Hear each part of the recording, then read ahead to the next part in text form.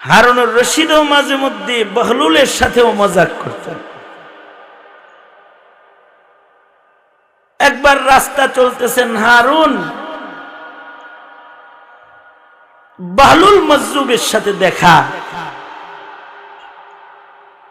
দেখা হইলে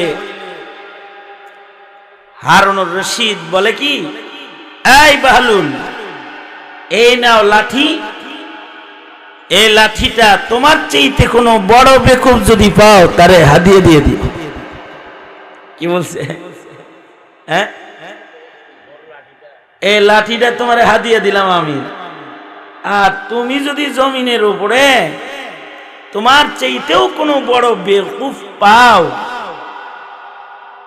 তাহলে এই লাঠিটা তাকে হাদিয়া হিসেবে বাদশার পক্ষ থেকে দিয়ে দিই।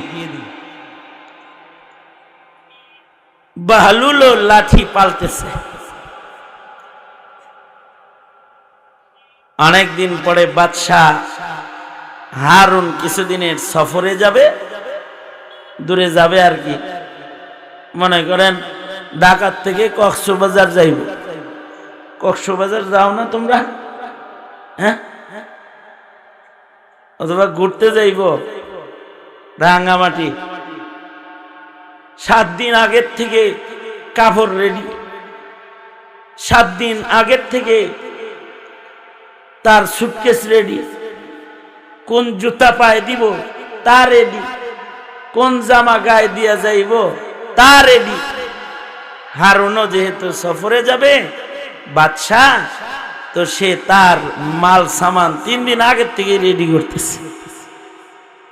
বহলুল যায় দেখে কাপড় চোপড়, জুতা আর এই খানা দানা কি খাইব এ নিয়ে বাদশাহ খুব বিজি, ব্যস্ত। বহলুল বলে, বাদশাহ হারুন কি এত রেডি, এত প্রস্তুতি? যাবো তো অনেক দূরের সফরে। কয়দিনের জন্যে? 3 দিনের। 3 দিনের সফরে যাইবেন, 3 দিন আগের থেকে এই প্রস্তুতি। কবে যাবেন? অমুক তারিখে। আসবেন কবে? অমুক তারিখে। তাই এত খাওয়ান দাওয়ান, সকালে কি খাইবেন, পরের দিন দুপুরে কি খাইবেন, রাতের বেলায় কোনটা খাবেন, কোন জিনিসটা 3 দিন পরেও খাওয়া যাবে থাকবে, সব রেডি করতেছেন। হ্যাঁ, এই দুনিয়ার 3 দিনের সফরের জন্য আপনার যে পরিমাণ প্রস্তুতি দেখতেছি, কবরের সফর যে কত লম্বা, আখিরাতের সফর যে কত লম্বা, ওইটার জন্য তো এত ইহতিমামের সাথে প্রস্তুতি নেন না। আপনি একটি আমানত আমাকে দিয়েছিলেন যে তোর চাইতে কোনো বড় বেকুব যদি পাস তারে হাদিয়া দিস। তা আমি দেখলাম এই জমিনে আমার চাইতে বড় বেকুব স্ট্যান্ড এখন আপনি। সুতরাং আপনার লাঠিটা আপনার হাদিয়া দিয়ে দেন। তো বহলুল হাদিয়া দিয়ে দিছে। হারুন লাঠি হাতে করে কান্না শুরু করছে।